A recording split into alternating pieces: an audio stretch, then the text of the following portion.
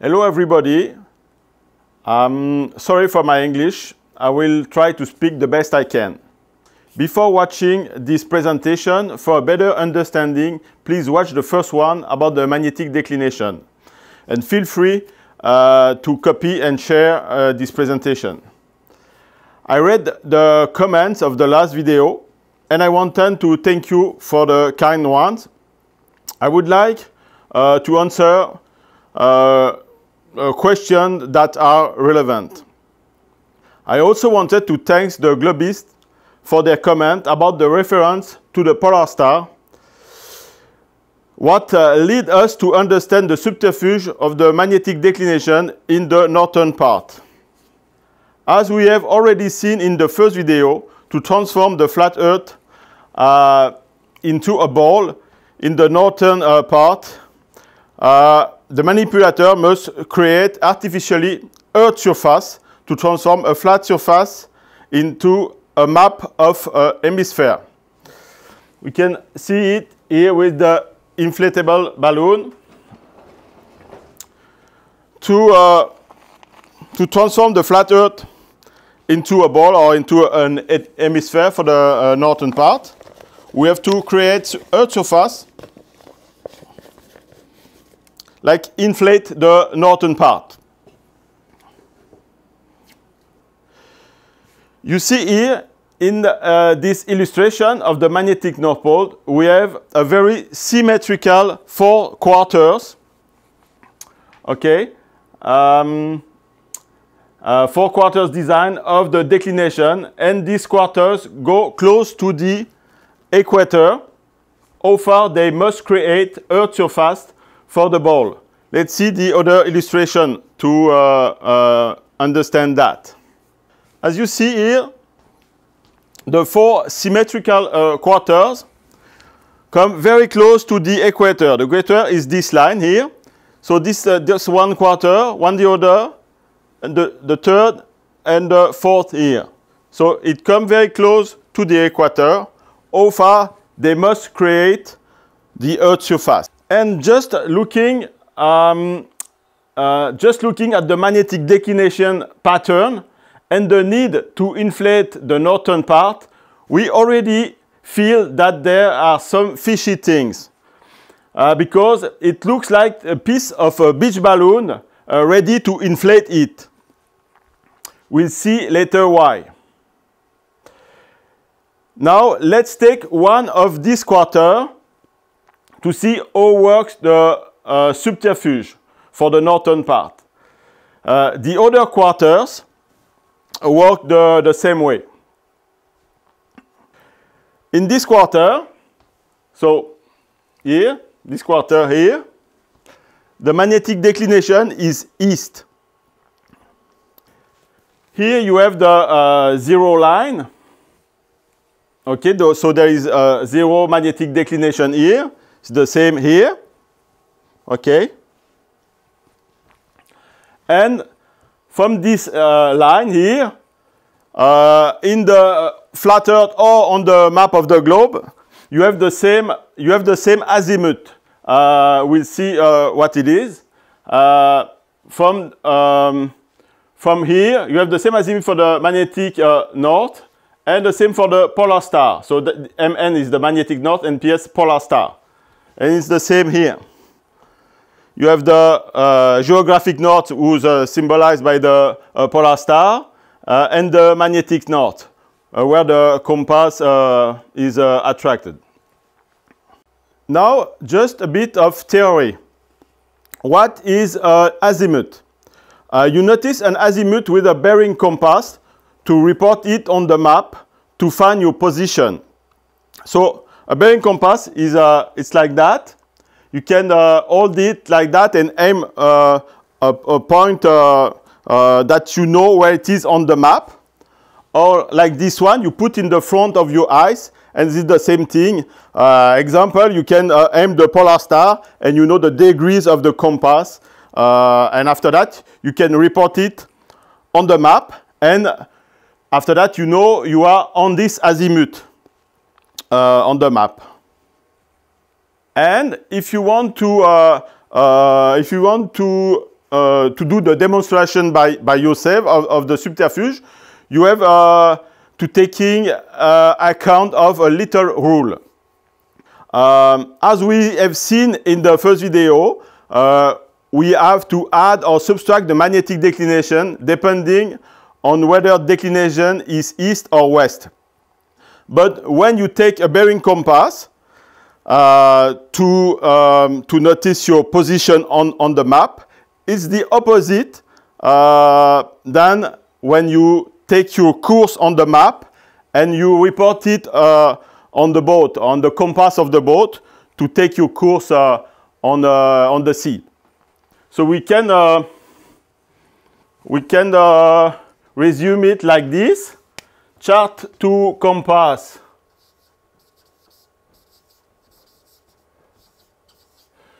is chart to compass is west is plus, and east you have to subtract it, and compass to chart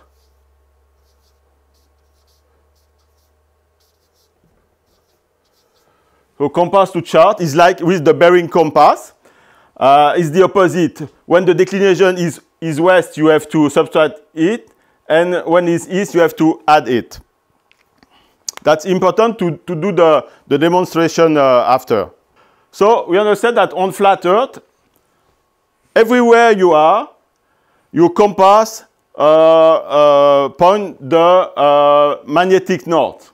Okay? If you are here, you compass the north, what is going to be here or here, everywhere on the flat Earth. But on the map of the sphere, when you are here, okay, let's say you are in Moscow, okay, so it's the same place for the moment in the flat Earth or on the map of the globe. Now,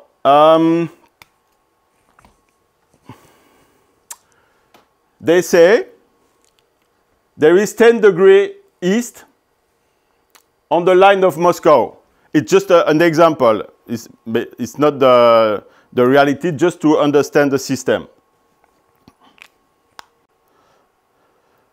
But now, on the sphere map, when you are, let's say, for example, in Moscow, here, okay, and the same place for the moment on flat Earth, okay, Moscow, you have 10 degrees east, okay? Let's imagine that we are on this line here. So there is 10 degrees here. So according to this map, the magnetic north is normally is 0 degree here, okay? 0 degree, but on the map of the globe, you have to add 10 degrees. So on the map of the globe, the azimuth of the magnetic north will be approximately like that. Okay? But the magnetic north is not there. Okay? So here is the subterfuge. They're going to move Moscow here to here. Okay? So they create the Earth surface. They stretch the map. And now you have the magnetic declination is 10. Okay? 10. 0 is like that. 0 is like that. And 10 is like that. So it matches with the magnetic declination. And they move Moscow on the map of the globe. So step by step, more you go to the center of the quarter, you see the magnetic declination increase, and after it decrease. So more you go to the center, more you're gonna stretch the map. And that's why I said before, it's like inflate a beach balloon, because on each quarter, you're gonna inflate it. From here, it's from here, okay? So it's 10, 20, 30, and more you go to the north, and more you increase the magnetic declination, and more you inflate the balloon. Okay? So we understand it increases until the center of the quarter, and it decreases to the zero line, but all the time it stretches the quarter. Okay? After, on the map of the globe, the 10 degrees east is not there. It's going to be there. And you understand? We enlarge the quarter already. And it begin again. And it begin again with the next quarter, but start the stretching from the other side. So this one is this one. It comes from here to stretch the quarter, and on this one it's from the other side. So now we understand that every quarter is stretched in a concave shape with the magnetic declination increase to the center of the quarter and decrease to the zero line. So with the 4 quarters in a stretched with a concave shape, we can visualize that with this balloon. You see the 4 quarters, and if we put it together, obviously it makes an hemisphere.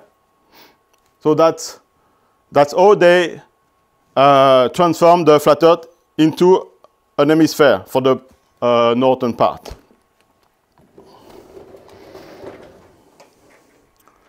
We understand that there is 2 parallel worlds, the reality and the sphere map that we use, but we can only use it with the fake magnetic declination, which correct the stretching of the map. And when you are globers, you are sure that you are right, since you know that you are, for example, in Moscow, and thanks to the magnetic declination, the azimuth of the pole star, for example, correspond to your position on the map of the globe. You are in reality here on the flat Earth in Moscow, and your magnetic north here is 0 degree, always 0 degree on the flat Earth for the magnetic north. And you have the pole star at, let's say, 350. Okay? But now, on the map of the globe, remember, you are in Moscow here, and the magnetic north is 10. Because the 10 degrees of magnetic declination. So you have the azimuth of the magnetic north at 10 degrees. Okay? And you have the pole star, but you are here in reality. You have the pole star at 350. So you are here on the map of the globe, and you, with the bearing compass, you have the polar star at 350 because you are in the reality on flat Earth, okay? But it doesn't match with your map because it's stretched. So if it's 10, so let's say it's 0 here for the polar star, okay? But you have your azimuth at 350 because you are here on flat Earth, and on the map it should be 0. You can see on the map you are in Moscow and you have the polar star here. And you say, it's 0, but in reality it's 350. It's what you see, 350 plus the 10 degrees east, because when you pass compass to chart, you have to add the east magnetic declination. So it makes 0. So with the fake magnetic declination, it works It's 0 for the pulsar, but it's not because the magnetic declination, it's because the map of the globe is stretched. It's wrong. In other words, they must stretch the reality of flat Earth to match it on the ball, but the real azimuth of the pulsar would expose them without the addition of magnetic declination, because it would not fit on the stretched map of the globe. So, thank you very much to the globers to help us to prove flat Earth. Now, let's see a very short video on the supposed movement of the magnetic declination since 400 years. So here is a very short video of the magnetic declination, the supposed movement of the magnetic declination since 1590. So let's see that.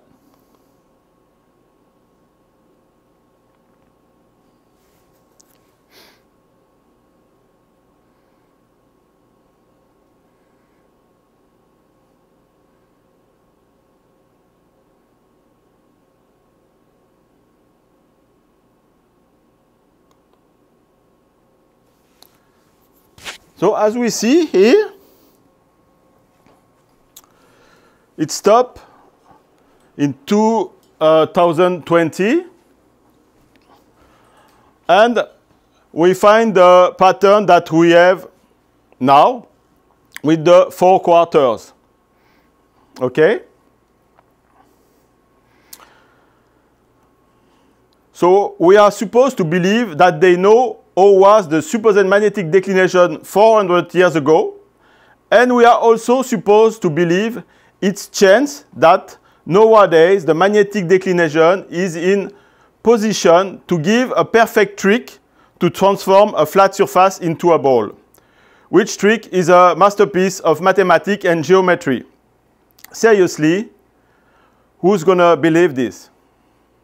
This kind of video is exactly what manipulators do to brainwash the people. In reality, you don't taking into account the supposed change of 1 degree every 30 or 60 years. That's the movement of the magnetic declination. It would change nothing for the navigation. On the IC, you try to follow the course on your compass, 15 degrees above and 15 degrees under the course. And some days, with the waves, it's not easy to do it. And even often, you won't try to follow the exact course because the boat is faster if you're racing or more comfortable if you're not racing with 15 or 20 degrees of course to steer. Every day, you calculate 1 or 2 new positions and you adjust your course. Furthermore, in 20 or 50 years, they can say the magnetic declination now move the other way. They may have started preparing us with the pole reversal narrative. The magnetic declination does not move because magnetic declination doesn't exist. The compass shows the magnetic north everywhere on flat Earth. It's the same kind of argument to say the North Star moved over several thousand years. It would be so slow that no one can notice it and confirm it in a lifetime. Now let's see some small observation of a convenient coincidence. Okay. This is Africa, and you have the map of with the magnetic declination on the world. So if you see from Africa, you have 10 degrees here, and it passes 20, and at the tip is almost 30 degrees here. So if we follow the coast without the magnetic declination, we follow the coast here. It's gonna be 10 degrees, 20, 30. You see the tip goes to the west like that. Now, look this picture on Air Force One. You see, you have Africa here. You see the tip is going to the west too.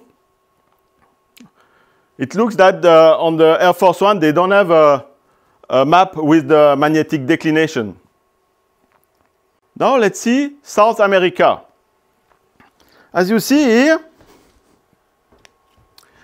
there is a zero line. The green line is the zero line. There is no magnetic declination here. And the magnetic declination is west on blue and east on red.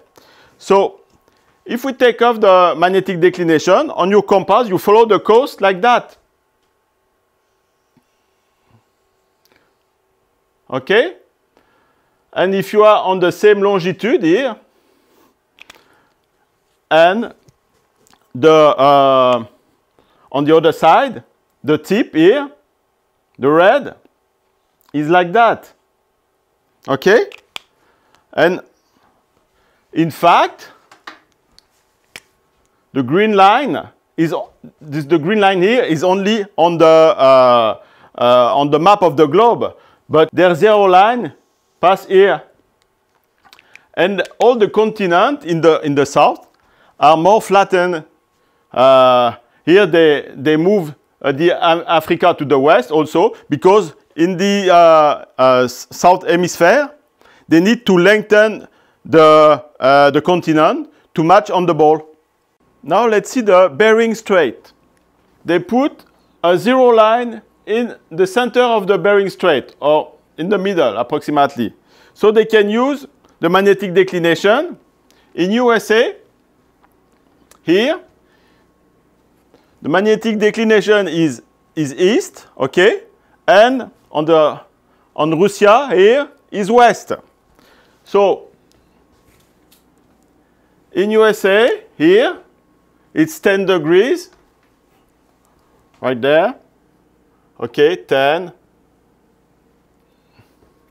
And it's 20 after. So it's like that.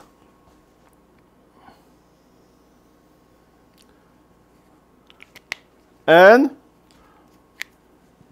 on the side of Russia is west, so you have to add the magnetic declination, so it's like that. And if you remember, what we see for the northern part, it's stretched on each side of the zero line, so the coast is closer than what we see on the Gleason, and also on the map, on the globe. Here you have the Bering Strait. You see, it's like it's almost like a straight line, like the Gleason. But the Gleason is a projection of the globe. So as you see, with the magnetic declination, they can change the shape of the continent and also the location. As we understand now, the last big problem to understand all the transformation of the flat Earth into a globe is the distances. You cannot unfold the globe to have the circumference of the flat Earth. As we have seen, the two videos, they at least stretch the north and lengthen the south. So it's way too big. It's like if you unfold like this the globe, it's way too big. The flat Earth, the surface of the flat Earth is much smaller than the ball. The distance on the flat Earth will be the subject of the next presentation. But let's say some thoughts. We have to trust. What we know for sure is when we are in the north, okay, let's say it's the pole north here, and we are around those latitude here, we see the sun 24 hours. So the sun goes around us when we are here, okay? And we know the water is flat and water doesn't lie. So What we know for sure also, it's the boat of the Vendée Globe. They start here in France, and it's the start of the race is in November. They start in November to be during the summer of the south for the race. Like that, the weather it's cold, but it's better during the summer in the south. So they start in November for France. It's cold. They pass under the equator. It's hot, very hot, and they turn around the Saint Helene high pressure.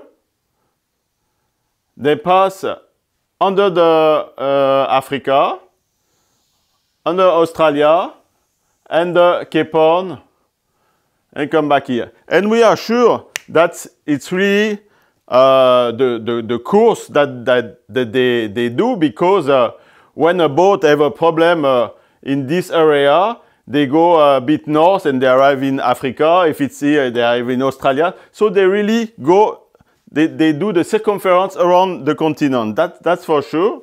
And also, with the temperature, it's cold when they start from France. It's getting warmer and cold, and it stay cold all around the circumference. What we know also is the speed of this kind of boat cannot be the double that they do. It can be a bit slower, but not the double of, if you unfold the globe, it's like 60,000 kilometers to do the circumference. And if you take the average speed of the boat, it's like 30 to 35,000 kilometers. But we're going to see some things about this later. Okay, now the reference of the speed for the plane and the boat is the latitude. Like I said, if you unfold the globe, it's too big. But the latitude, in 1 degree of latitude, you have 60 minutes, and 1 minute is 1,852 meters, 1.852 kilometers. So if the flat Earth is smaller than the unfold of the globe, the latitude is smaller too.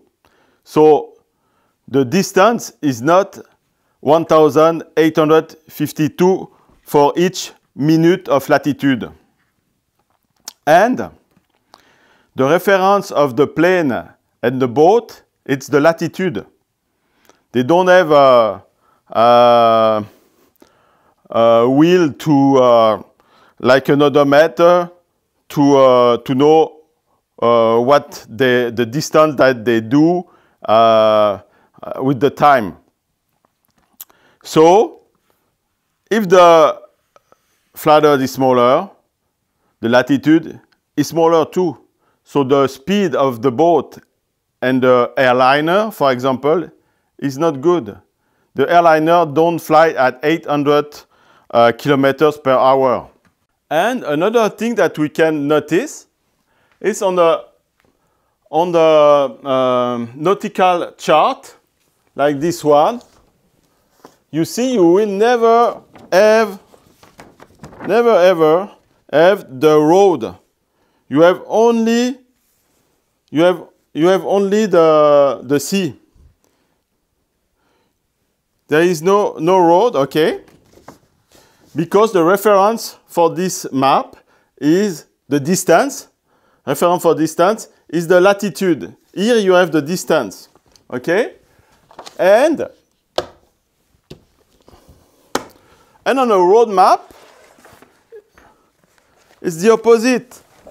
On a road map, you never have the latitude. You have a letter or a number, but never latitude.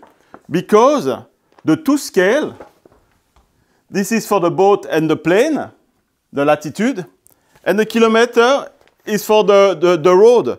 But the two scales doesn't match together, as we will see also in the next presentation. And let's talk about two anomalies.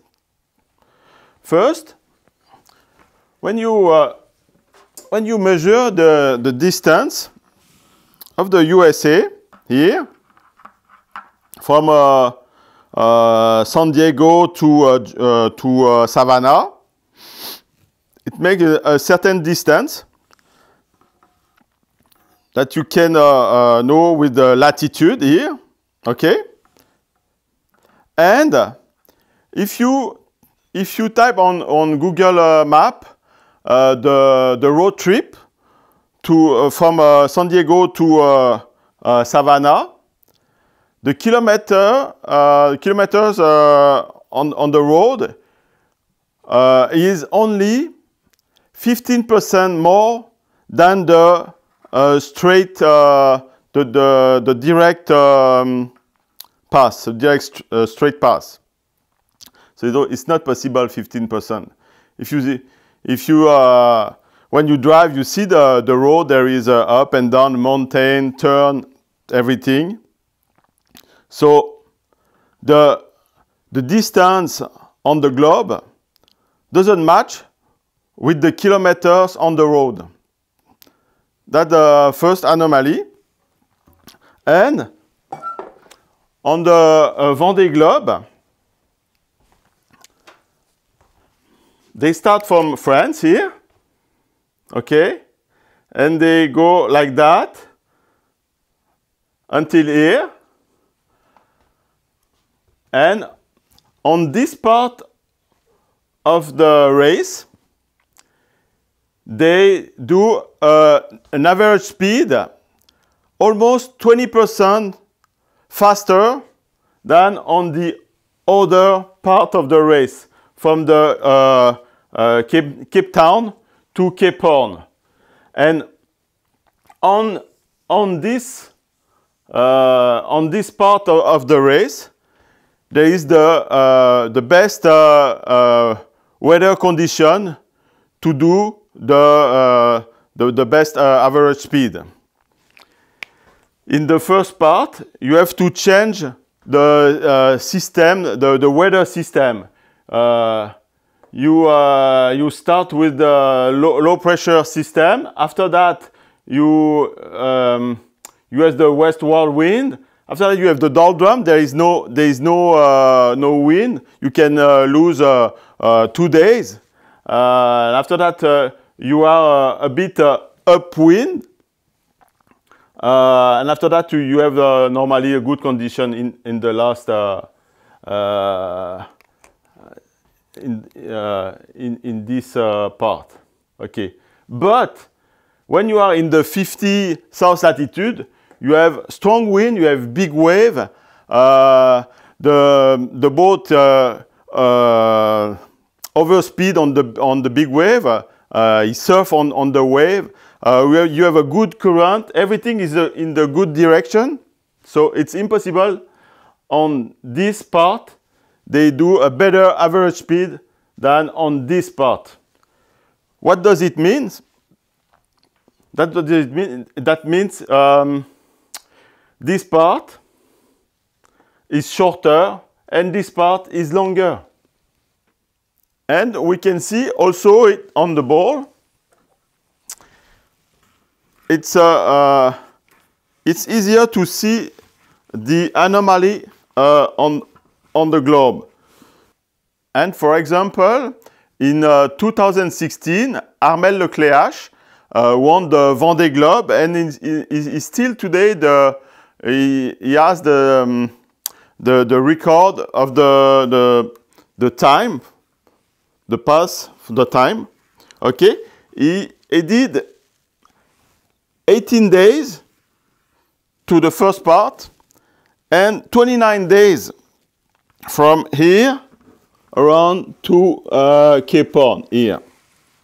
So we'll develop this in the next presentation, but you can do the math.